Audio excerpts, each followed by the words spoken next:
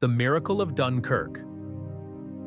In May 1940, during the early stages of World War II, one of the most dramatic and unlikely events in military history unfolded on the beaches of Dunkirk, France.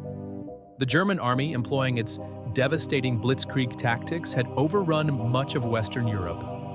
The British Expeditionary Force, BEF, along with French and Belgian troops, was pushed back to the French coastline, trapped between the advancing German forces and the English Channel.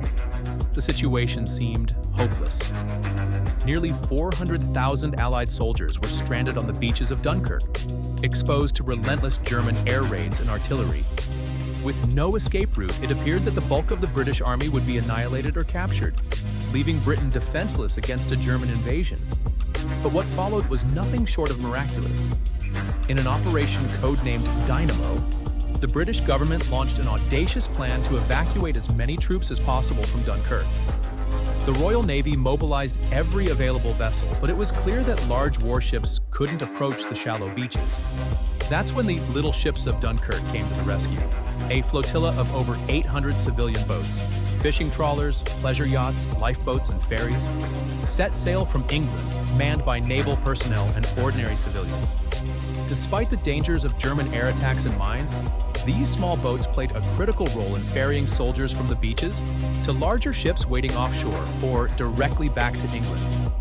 The evacuation began on May 26, 1940, under constant threat. The soldiers on the beaches were sitting ducks for German aircraft. Bombs rained down and machine guns strafed the shoreline. Despite this, the soldiers lined up in orderly columns, wading into the freezing waters to climb aboard the boats. The RAF, Royal Air Force, fought valiantly to provide air cover, engaging the Luftwaffe in dogfights high above the beaches. Though they suffered heavy losses, their efforts were crucial in preventing the Germans from delivering a decisive blow. Over the course of 9 days, more than 338,000 Allied soldiers were evacuated from Dunkirk. The operation far exceeded expectations. Winston Churchill, then Britain's Prime Minister, described the event as a miracle of deliverance in a stirring speech in Parliament. But the story of Dunkirk was not without its tragedies. Thousands of men were killed or captured, and much of the BEF's equipment, tanks, artillery, and vehicles, was abandoned on the beaches. Yet, the evacuation preserved the core of the British Army, allowing it to regroup and continue the fight against Nazi Germany. Dunkirk became a symbol of resilience, determination, and the power of ordinary people coming together in extraordinary circumstances. The bravery of the soldiers and the courage of the civilians who risked their lives to save them inspired hope across Britain. While the evacuation was not a victory in the traditional sense, it laid the foundation for eventual triumph.